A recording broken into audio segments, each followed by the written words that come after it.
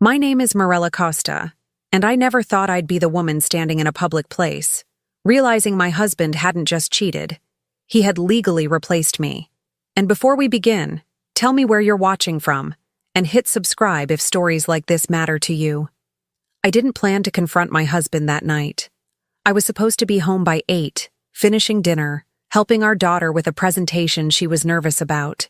Instead, I was standing in the glass lobby of a hotel-turned-condo complex in downtown Bellevue, staring at my phone like it had betrayed me too. The lease confirmation email was still open on my screen. Primary tenant, Talia Moreno spouse, co-tenant, Lucas Costa my husband.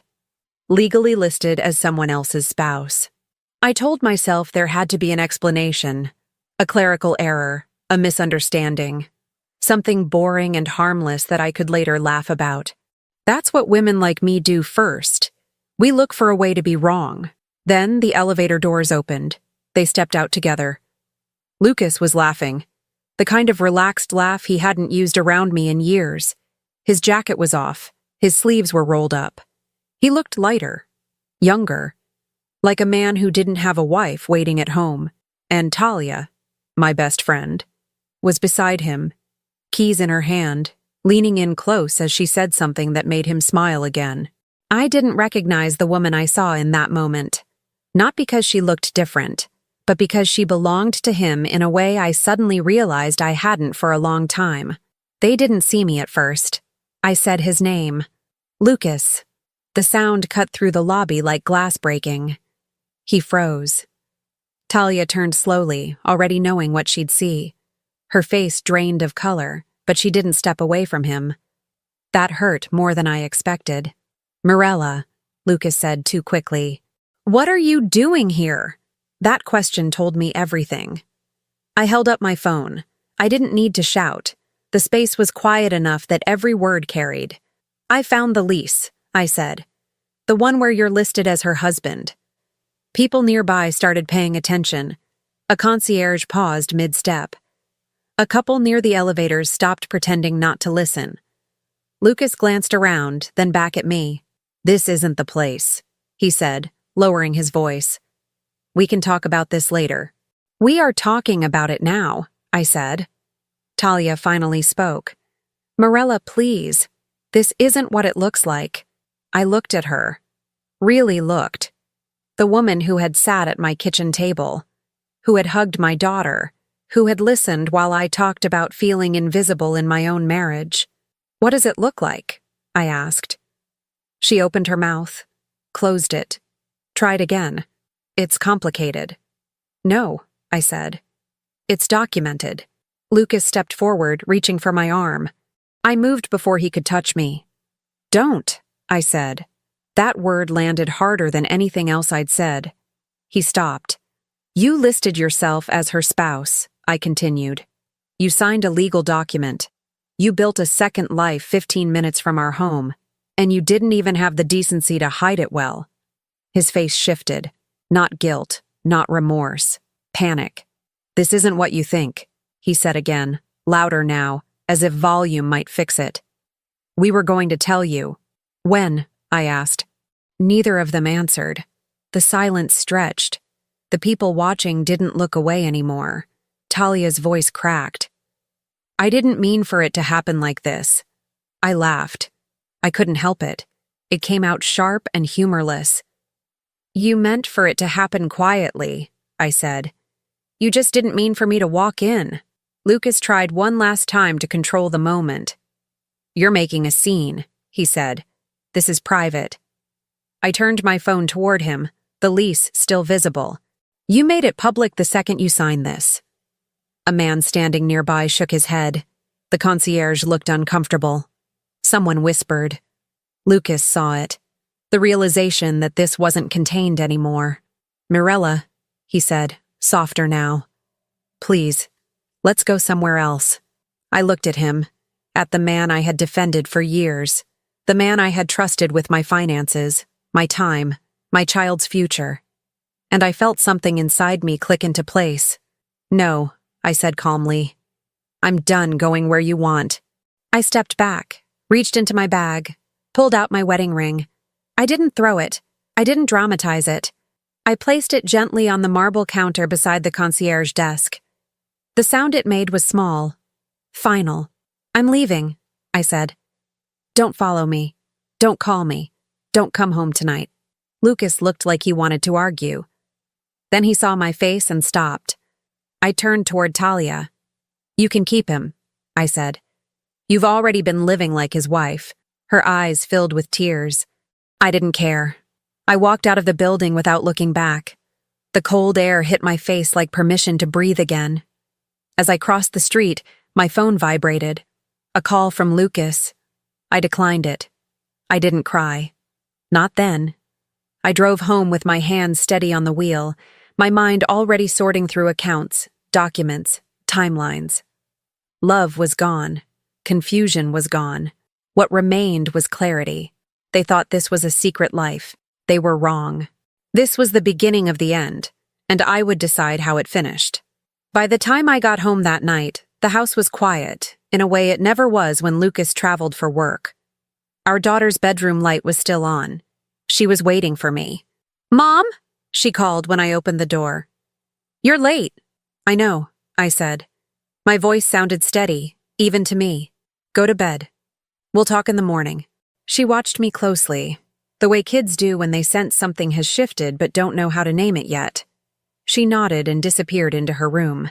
I stood there a moment longer, listening to the familiar sounds of our house, the refrigerator humming, the soft tick of the hallway clock, and realized how much of my life I had built to keep everything running smoothly for everyone else. Lucas and I met 12 years ago, back when ambition still felt romantic. He was charming in a measured way, never loud, never reckless.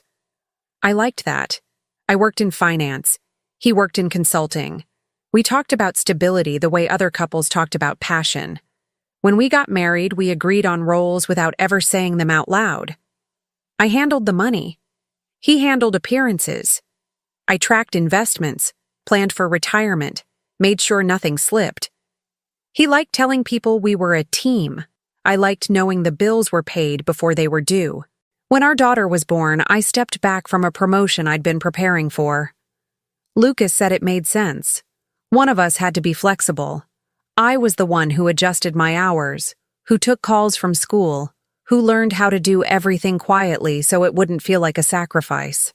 The first warning signs were small enough to excuse. He started traveling more, but his income didn't change. He talked about networking dinners, but never brought home business cards. He grew protective of his phone, taking calls in the garage, lowering his voice when I walked into the room. When I asked, he told me I was overthinking. I believed him because believing him was easier. Then there was Talia. She and I met at a school fundraiser. She was warm, attentive, always available. She helped me when Lucas was busy. She watched our daughter when I ran late. She listened when I admitted once that I felt lonely in my own marriage. She never defended him. She just nodded. Looking back, that should have scared me. Financially, everything looked normal. Because I made sure it did. The mortgage was in my name first, thanks to an inheritance from my grandmother that I'd used for the down payment. Lucas told people the house was ours. On paper it was, but only because I allowed it to be. I kept our savings conservative. I planned for emergencies. I trusted him with access because I trusted the marriage. What I didn't know was that while I was protecting our future, he was financing his escape. The condo lease wasn't the first document. Once I knew what to search for, I found more. Shared utility bills, furniture invoices, a storage unit rented under Talia's name. All small enough to hide, organized enough to feel intentional. I sat at the kitchen table that night, documents spread out like evidence, and felt the weight of what they'd done settle into my chest. This wasn't a moment of weakness. It was a parallel life. In the morning, my sister called. She didn't ask how I was. She asked where Lucas was. "I don't know," I said. She paused. "Then I need to tell you something." A friend of hers had seen Lucas and Talia weeks earlier, holding hands at a restaurant near the condo. Not sneaking, not hiding, acting like a couple with nothing to lose. They introduced themselves as married, my sister said quietly. That was the confirmation, not the lease, not the documents. The choice. I hung up and stared at the wall until my daughter came into the kitchen, backpack on, pretending not to notice my red eyes. "Is Dad working late again?" she asked. I swallowed. "Your dad won't be home for a while." She nodded, too quickly. Okay. That was when I understood the stakes. This wasn't just about betrayal. It was about what my daughter would learn from watching me accept it. Or refuse to. Lucas hadn't just betrayed me. He had gambled with the stability I built, the inheritance I protected, the trust I gave without conditions. And now there was no ambiguity left to hide behind. I didn't need more proof. I needed a plan. I didn't sleep that night.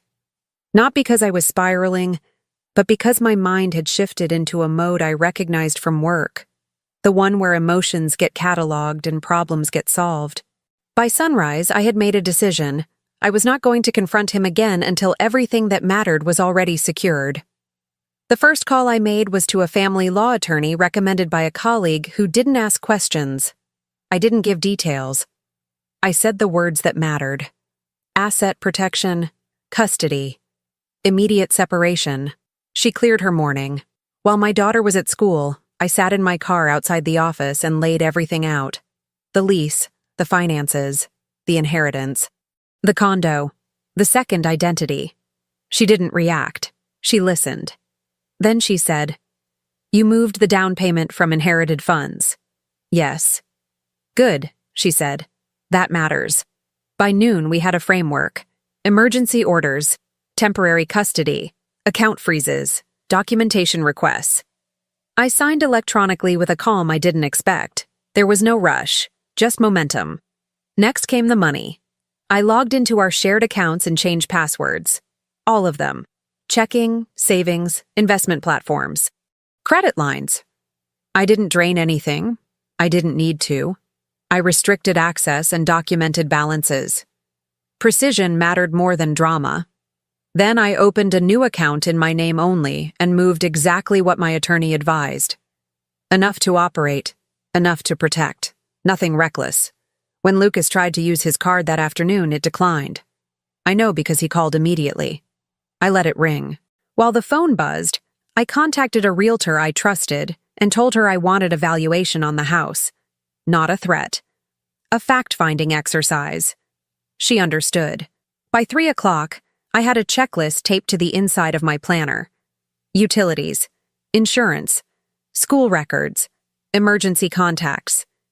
Everything that connected my daughter's life to stability stayed with me. I packed next, not emotionally, but strategically. I didn't take everything. I took documents, personal items, things that couldn't be replaced. I left the rest untouched. A message without words. At 4:30, Lucas showed up. He didn't knock. He tried his key.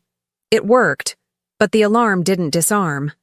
The system I'd upgraded last year for peace of mind did exactly what it was supposed to do. I watched him on the camera from my phone. Confused, frustrated, calling my name like I might answer. I didn't. When I finally did speak to him, it wasn't face-to-face. It was through a text. "Do not come inside. We'll communicate through attorneys." 3 dots appeared, disappeared, appeared again. "Morella, this is insane. You're overreacting." I didn't respond. By evening, my attorney had filed the initial paperwork. Temporary custody pending, financial protections in place, notifications scheduled. Lucas tried again, voicemail this time.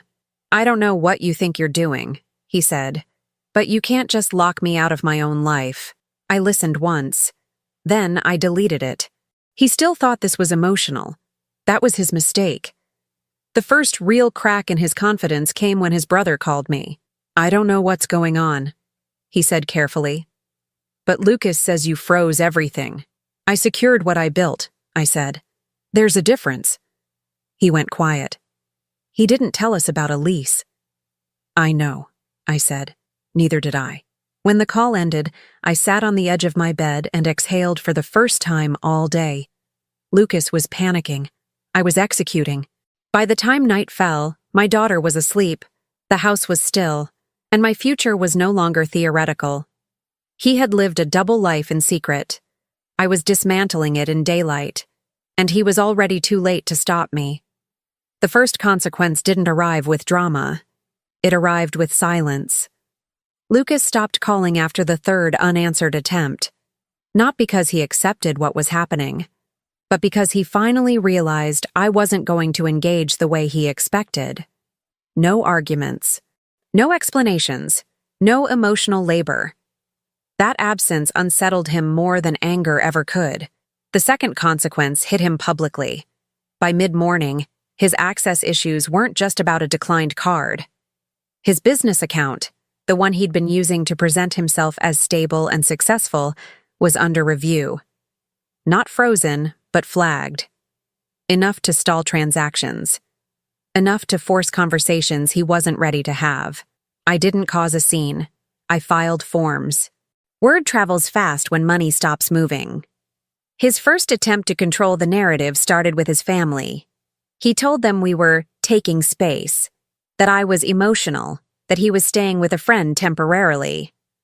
The problem was that the friend didn't know the story, and neither did Talia, because Talia had her own problems now. The condo management company contacted her regarding a verification issue.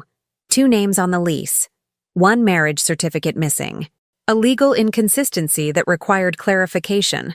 She called me once. I let it go to voicemail. Her message was frantic but careful. "Mirella, I need to talk to you. There's been a misunderstanding. Please." I didn't respond. By noon, I heard from someone else. A mutual friend messaged me quietly. I didn't want to believe it until I saw them together, saw them where it didn't matter. What mattered was that people were seeing. By afternoon, Lucas's professional circle began to fracture. He missed a scheduled meeting because he was on hold with a bank. He canceled lunch with a client because he wasn't feeling well. He stopped posting online entirely. Meanwhile, my life stayed intact. I picked my daughter up from school. I cooked dinner. I asked about her day. I didn't say his name. That stability unsettled him too. He tried again that evening. This time he showed up somewhere he thought I couldn't avoid him. My sister's house. She didn't let him in. He looked desperate, she told me later. Not sad. Cornered. His desperation escalated into bargaining. Texts started coming in batches. "We can fix this. You don't have to do this. Think about our family." I noticed what he didn't say. He never denied the lease. He never denied the name. He never denied her. The fourth consequence landed quietly, but decisively. My attorney called to tell me Lucas's request for temporary access to funds had been denied pending review. The court wanted documentation, time, transparency. He had none of those things ready. The condo wasn't a refuge anymore. It was a liability. Talia distanced herself publicly within days. She stopped appearing with him. She changed her social media settings. She avoided school events. The woman who once inserted herself into my life vanished the moment visibility threatened her comfort. That told me everything I needed to know. Lucas left another voicemail. His voice cracked this time. "I don't know how this got so out of control," he said. "I just need to talk to you. Please." I didn't respond, because the consequences weren't finished unfolding. They were just beginning to reach him, slowly, visibly, and in ways he couldn't explain away. And for the first time since I met him, Lucas was losing something he couldn't charm his way back into: control. The second confrontation didn't happen by accident. It happened because Lucas believed he could still manage the optics. He asked for a meeting under the guise of closure, neutral location, public, respectful. He suggested a restaurant near the waterfront, upscale enough to feel controlled, visible enough that he assumed I'd stay calm. I agreed. Not because I owed him anything, but because I understood something he still didn't. Public spaces work both ways. When I arrived, he was already seated. Talia was there too. That was the first surprise. Not to me, but to him. He thought bringing her would soften the moment, make it look mutual, balanced, like two adults explaining something complicated to an unreasonable wife. The hostess recognized me.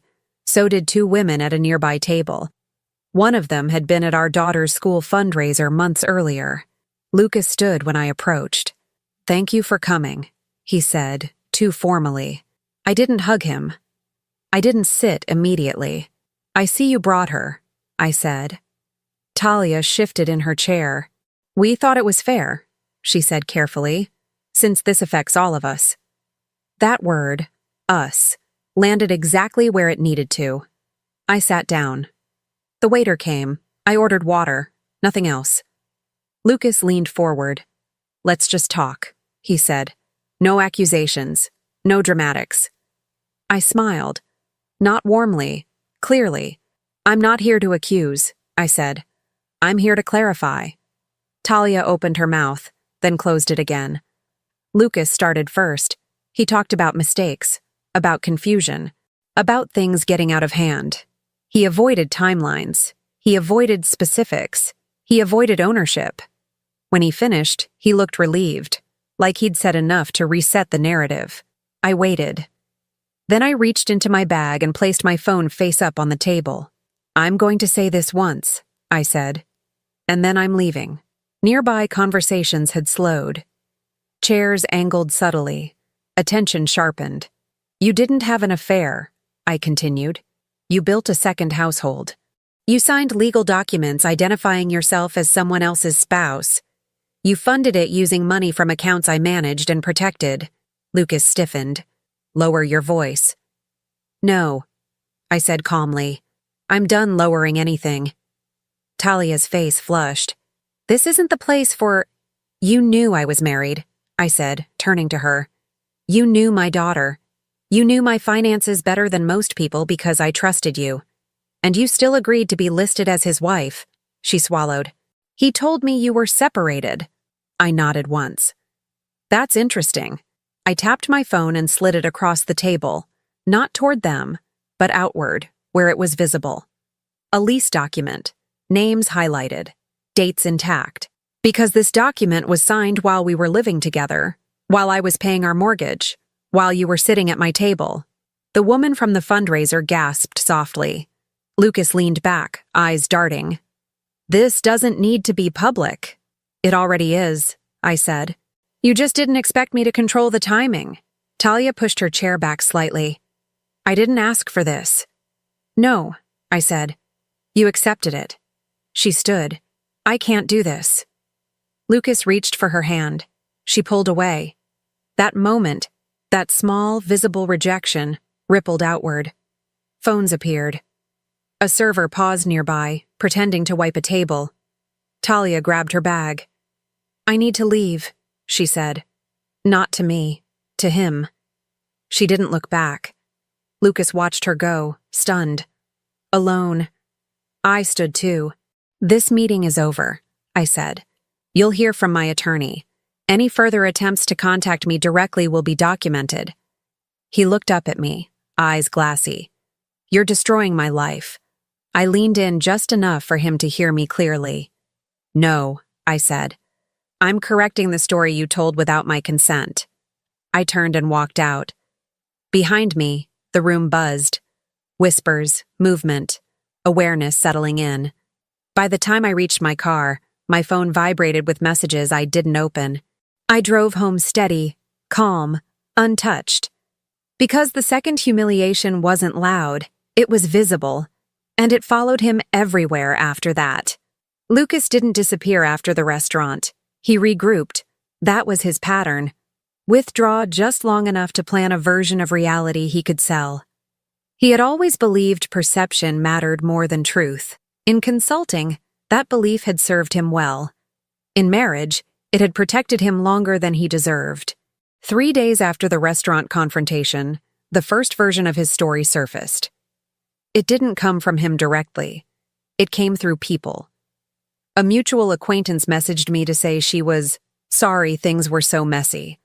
Another asked if everything was okay because she'd heard we'd been living separate lives for a while. Someone else hinted that Lucas had been trying to protect our daughter from adult conflict. I didn't respond. I didn't correct them. I waited. By the end of the week, his narrative became bolder. He framed himself as a man trapped in a cold marriage, pushed away emotionally, forced to seek comfort elsewhere. He never used the word affair. He avoided timelines. He leaned heavily on phrases like mutual drift and unspoken separation. And then he made his mistake. He implied I had known, that I had agreed, that I was reacting now out of embarrassment, not betrayal. That was the moment escalation stopped being optional. I didn't confront him. I didn't argue online. I released documentation, not publicly. Precisely. My attorney advised me on what could be shared without compromising the case. Screenshots, dates, financial transfers, the lease, utility bills, storage contracts. A timeline that didn't scream. It spoke. I sent it to exactly 3 people. One was his brother. One was his business partner. One was a woman who had repeated his version of events to me as if it were fact. I didn't add commentary. I let the documents do what documents always do. Within 48 hours, the tone shifted. Questions replaced sympathy. Silence replaced defense. Invitations were quietly rescinded. Meetings were postponed until things settled. Lucas called me that night. I didn't answer. Then came the messages. Not pleading this time, but panicked. Why are people asking me about dates? Why does everyone have the lease? You're making this impossible. I forwarded them to my attorney. The escalation moved beyond our circle when someone else did what I hadn't. They shared the story more widely. I didn't post. I didn't tag. I didn't even know who did it at first.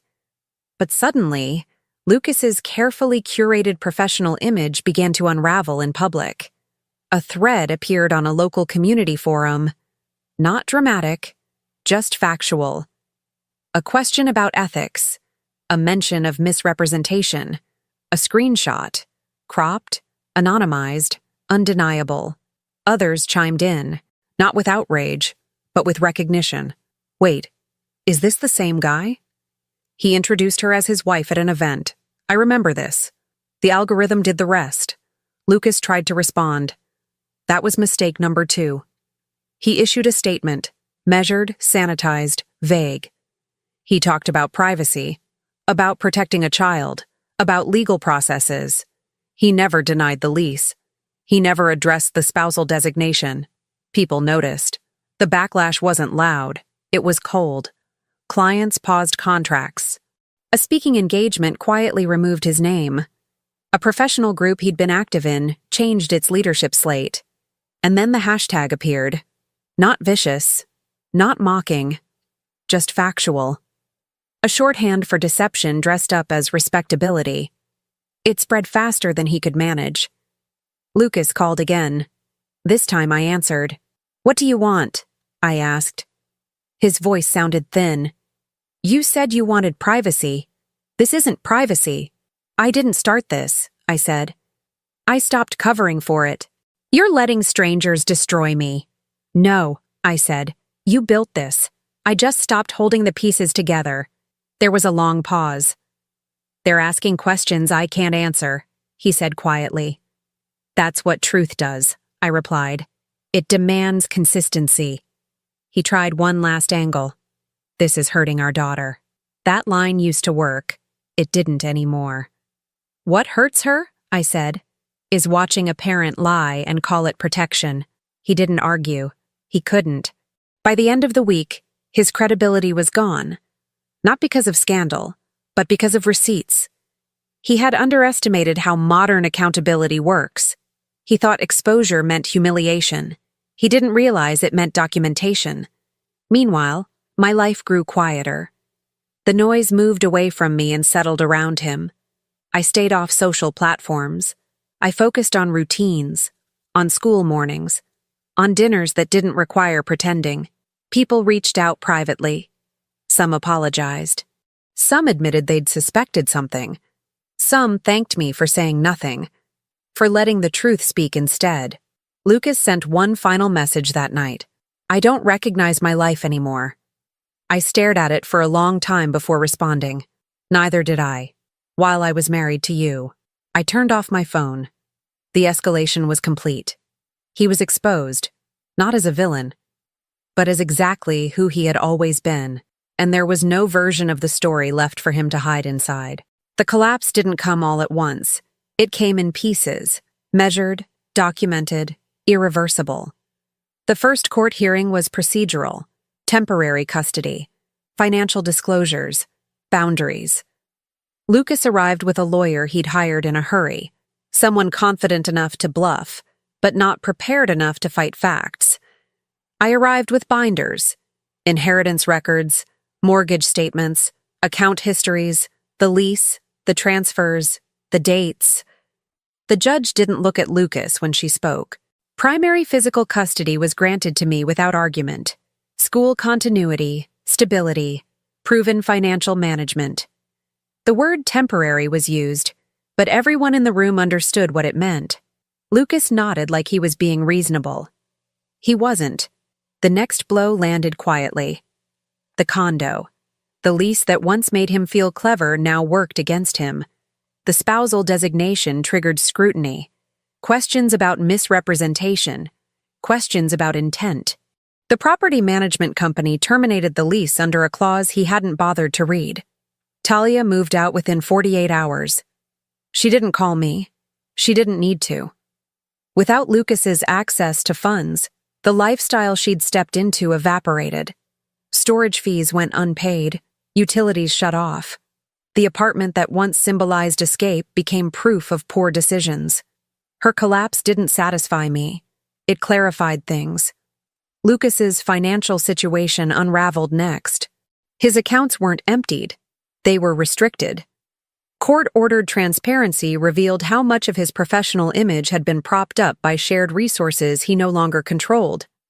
The consulting contracts that disappeared never returned. Clients don't like unpredictability. They like trust. He had lost both. Then came his family. His brother called me first. "I didn't know," he said. "I swear. I believe you," I replied. And I did. Their parents were slower. They requested a meeting with Lucas. Not to defend him, to understand. He arrived with explanations. He left without support. His father contacted my attorney 2 days later. "I'm ashamed," he said through her. "Do what you need to do. I won't interfere." That was the moment Lucas lost the last thing he thought was guaranteed: protection. The legal dismantling accelerated. Temporary orders became permanent motions. Asset separation favored documentation, not emotion. The house, my grandmother's down payment, my consistent payments, my management, stayed with me. Lucas tried to contest it. He lost. His request for expanded custody was denied after inconsistencies surfaced between his statements and documented timelines. The judge didn't scold him. She didn't need to. She simply didn't believe him. By the time mediation arrived, Lucas was exhausted. Not angry. Not arrogant. Worn down. He had lost his narrative, his leverage, his audience. The settlement reflected that. He signed quietly. No dramatic protests. No last-minute threats. Just a man realizing that charm doesn't work when trust is gone. When the paperwork was finalized, my attorney slid the documents across the table and nodded once. "It's done." I felt relief, but not triumph.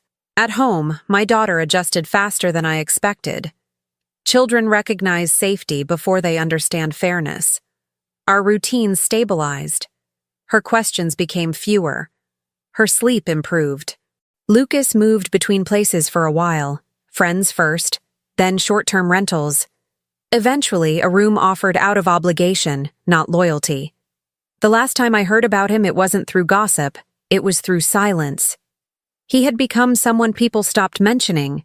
No introductions, no updates, no defense. Just absence. The family fallout completed itself without my involvement. Invitations stopped. Holidays rearranged. His presence became inconvenient. The life he built in secret had cost him the one he had in public. I didn't celebrate. I didn't post. I didn't explain. I focused forward. Because revenge, when done right, doesn't look like rage. It looks like consequences settling exactly where they belong. The last time I saw Lucas, it wasn't dramatic. No raised voices, no crowded room, no witnesses leaning in. Just two people sitting across from each other in a small conference room that smelled faintly of disinfectant and stale coffee. Neutral ground, clean lines, nothing emotional about it. That felt right. He looked smaller than I remembered. Not physically, but structurally. Like something inside him had collapsed and never been rebuilt. His suit didn't fit the way it used to. His posture was tentative, careful, as if he'd learned that confidence no longer protected him. I arrived on time. I always did. He stood when I entered, then hesitated, unsure whether to sit back down. That hesitation told me everything I needed to know about where we were now. "Thank you for coming," he said. "I'm here because this is the last unresolved item," I replied. "Not because we need closure." He nodded. "I understand. That was new. Or maybe it wasn't. Maybe he'd just run out of room to pretend otherwise." We sat. The mediator wasn't present. Lawyers weren't present. Everything that needed to be signed had already been signed. This meeting wasn't required. He had asked for it anyway. "I won't keep you long," he said quickly. I needed to see you, to say some things." I folded my hands on the table. "Go ahead." He took a breath that seemed rehearsed. "I never meant to hurt you," he said. "I know that sounds empty now, but it's true. Things just shifted. I felt invisible. I didn't know how to talk to you anymore." I didn't interrupt. "I should have ended things properly," he continued. "I should have been honest. I didn't think it would get so complicated." There it was. Not wrong, not betrayal. Complicated. "You listed yourself as someone else's spouse," I said calmly. "That's not confusion. That's a decision." His jaw tightened. "I was trying to build something stable." "With another woman," I replied, "while still benefiting from what I built." He looked down at the table. "I lost everything." "No," I said. "You lost access." He looked up at me then. Really looked. "I don't recognize my life anymore," he said. "I don't recognize myself." "That's because you spent years outsourcing responsibility," I said. "Now it's all yours." He swallowed. "I'm not asking to fix things. I know that's gone. I don't want to be your enemy." I tilted my head slightly. "You're not my enemy." Relief flashed across his face. "You're irrelevant," I continued. That relief vanished. "I don't say that to hurt you," I said. "I say it because it's true. You don't get to be the villain or the victim in my story anymore. You're just someone I used to know." He stared at me, stunned. "I thought," he said slowly, "that if I could just explain." "You've explained enough," I replied. "You explained with documents, with timelines, with choices." His voice dropped. "I miss our daughter." "You see her according to the schedule," I said. "That's not absence. That's consequence." He flinched. "I never wanted this outcome," he said.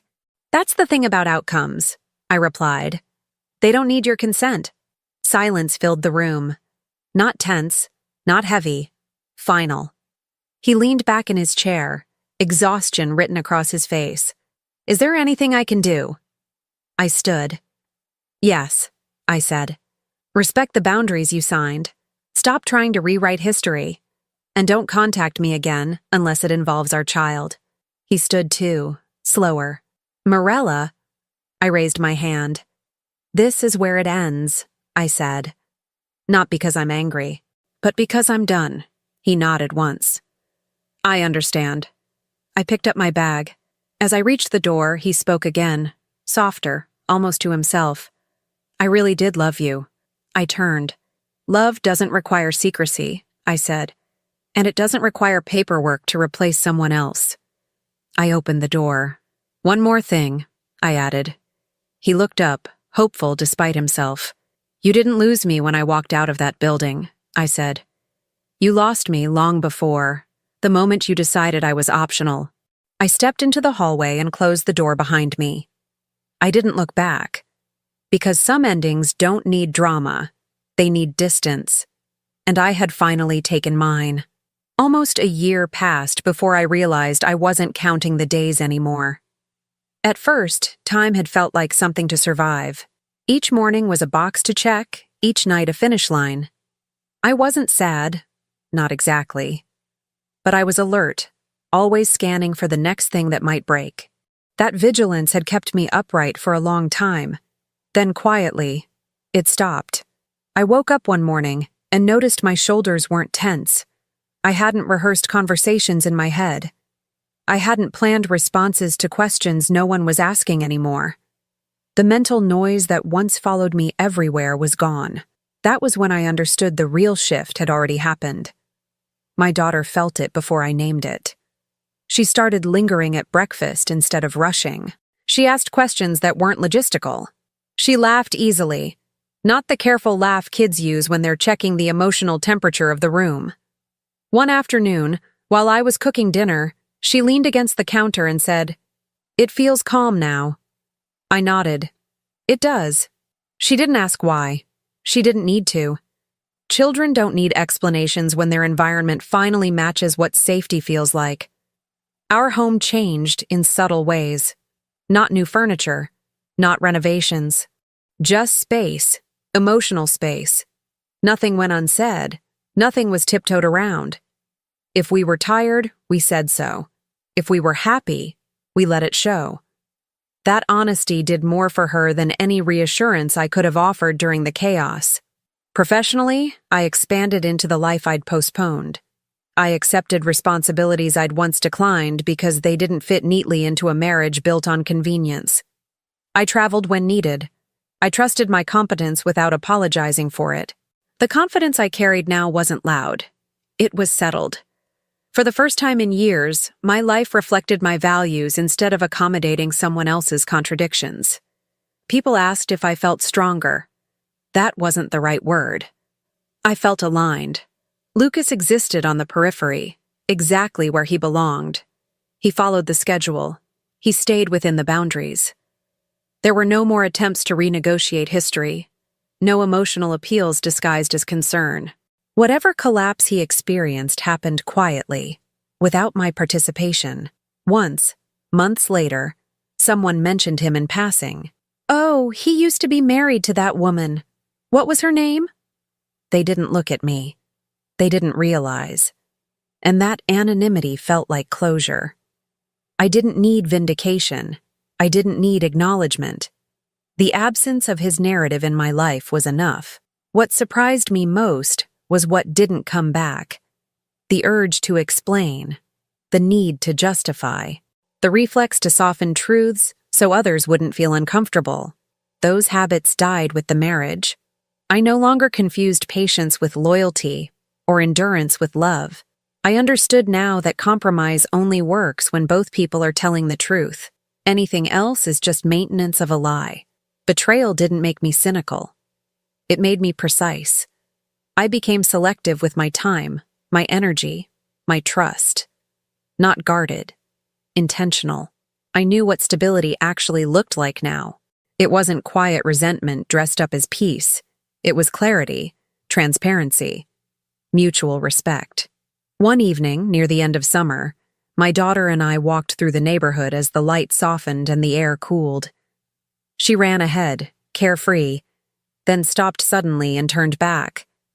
"Mom," she said, "you don't look tired anymore." I stopped walking. She wasn't talking about sleep. She was talking about weight. That moment mattered more than any courtroom win or public reckoning, because she hadn't just watched me leave a marriage. She had watched me refuse to disappear inside it. She had learned that dignity doesn't require noise, that boundaries are not cruelty, that love never asks you to erase yourself.